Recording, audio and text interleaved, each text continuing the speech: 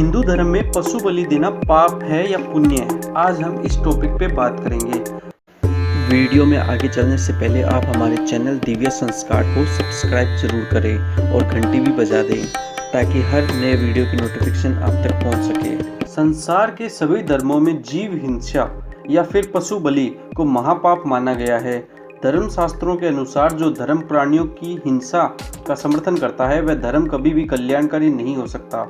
ऐसा माना गया है कि आदिकाल में धर्म की रचना संसार में शांति और सद्भावनाओं को बढ़ाने के उद्देश्य से ही की गई थी। यदि धर्म का उद्देश्य यह न होता तो उसकी इस संसार में आवश्यकता ही नहीं रहती।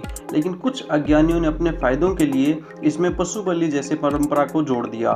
हजारों वर्षों से चली आ रही अब यहाँ यह सवाल उठता है कि क्या हिंदू धर्म में पशु बलि देना परंपरा की देन है या फिर हिंदू धर्म ग्रंथों में पशु बलि को जनगण्य अपराध माना गया है। यह पोस्ट में हम आपको बताने वाले हैं कि हिंदू धर्म में पशु बलि को पाप माना गया है या पुण्य। क्यों न करें पशु बलि का समर्थन? कुछ लोग हिंदू धर्म में पशु बलि का समर्थन करते हैं, परंतु ऐसे लोग यह क्यों नहीं सोचते कि आदिकाल में देवताओं एवं ऋषियों ने जिस विश्व कल्याण धर्म का ढांचा इतने उच्च कोटि के आदर्शों द्वारा निर्मित किया, जिनके पालन पर से मनुष्य आज भी देवता बन सकता है, धर्म के नाम पर वो पशुओं का वध करके हिंदू धर्म को कितना बदनाम कर रहे हैं। यह तरह परंपरा के नाम पर धर्म को कलंकित करना और लोगों को पाप का भागी बनाना कहाँ तक उचित है? देवताओं के आड़ में पशु बलि करने वाले लोग यह क्यों नहीं सोचते कि इस अनुचित कुक्रम से क्या देवी देवता प्रसन्न हो सकते हैं? यदि वो ऐसा नहीं सोचते तो वो ये मान ले कि वो खुद के साथ साथ दूसरों को भी अंधविश्वास की पराकाष्ठा तक पहुंचने में मदद कर रहे हैं। यदि आप देवी देवताओं के नाम पर पशु बलि को सही मानते हैं तो आप जान ले कि ऐसे लोग जीवन भर मलिन, दरिंदर और तेज ही नहीं रहते हैं। ऐसे लोग कभी फलते फूलते और सुख शांति संपन्न नहीं पाए जाते। इतना ही नहीं, निर्दोषों जीवों की हत्या के पाप के कारण उनके परिवार के सदस्य अधिकतर रोग, शोक और दुख दरिद्रता से घिरे रहते हैं। क्या बलि से प्रसन्न होते हैं देवी देवता? हिंदू धर्म में ज्यादातर लोग देवी काली के मंदिरों में अथवा भैरव के मठों पर पशु बलि देने का काम करते हैं और ऐसे लोग ये सोचते हैं कि माता काली पशुओं का मांस खाकर अथवा खून पीकर प्रसन्न हो जाती है। लेकिन वो ये भूल जाते हैं कि परमात्मा की आधार शक्ति और संसार के जीवों को उत्पन्न और पालन करने वाली माता क्या अपनी संतानों का रक्त मांस पी खा सकती है?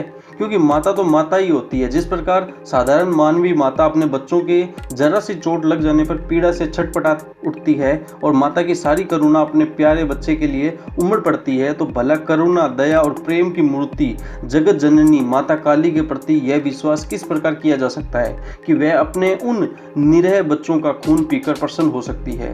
क्या कहता है धर्म ग्रंथ? हिंदू धर्म ग्रंथ में सर्वत्र हिंसा को निषेध माना गया है। वेदों से लेकर पुराणों तक में भी यही बात कही गई है। पशु बलि का समर्थन नहीं मिलता है। हिंदू धर्म ग्रंथों के अनुसार यदि कोई व्यक्ति देव, यज्ञ, पितृ साधु और अन्य कल्याणकारी कार्यों में जीव हिंसा करता है तो सीधा वह नरक में जाता है। साथ ही देवी देवताओं के बहाने जो मनुष्य पशु का वध करके अपने संबंधियों सहित मांस खाता है, वह पशु के शरीर में जितने रोम होते हैं उतनों वर्षों तक असीपत्र नामक नरक में रहता है। इसी तरह जो मनुष्य आत्मा, स्त्री, पुत्र, लक्ष्मी और कुल की इच्छा से पशुओं की हिंसा करता है वह सभी अपना नाश करता है। इतना ही नहीं, वेद में तो इस बात को भी उल्लेख मिलता है कि भगवान ये चाहते हैं कि कोई भी मनुष्य घोड़े और गाय और उन जैसे बालों वाले बकरी, ऊंट आदि चारपाई और पंछियों जैसे दो पगों वाले को भी न मारे। इसी प्रकार महाभारत पुराण के शांति पर्व में यागिदी शुभ कर्मों में पशु हिंसा को निषेध करते हुए बलि देने वालों की निंदा की गई है। भगवान श्री कृष्ण के अनुसार जो मनुष्य यज्ञ, वृक्ष, भूमि के उद्देश्य से पशु का वध करके उसका मांस खाते हैं वह धर्म के अनुसार किसी भी दृष्टिकोण से प्रशंसनीय नहीं है। ऐसे लोगों को पृथ्वी का सबसे महापापी जीव कहा गया है, क्योंकि जानवर तो पशु बुद्धि होने के कारण एक दूसरे को मारकर खाते हैं, लेकिन मानवों में तो करुणा, दया और प्रेम का भाव पाया जाता है और इसी वजह से तो मनुष्य पृथ्वी लोक के बाकी प्राणियों से अलग है। फिर यदि हम भी जानवरों की तरह ही दूसरे जीवों को मारकर खाने लगे तो हम में और जानवरों में कोई अंतर नहीं रह जाएगा। इसलिए अगर आप भी पशु बलि का समर्थन करते हैं तो उसे छोड़ दें, क्योंकि धर्मशास्त्रों में पशु बलि को कहीं भी उल्लेख नहीं है। कुछ अल्प ज्ञानियों के कारण सदियों से इस परंपरा को हमारे धर्म ढोते आ रहे हैं। यदि आपको हमारी ये बात पसंद आई तो आज से ही आप जागरूक बने और पशु बलि को समर्थन ना करें।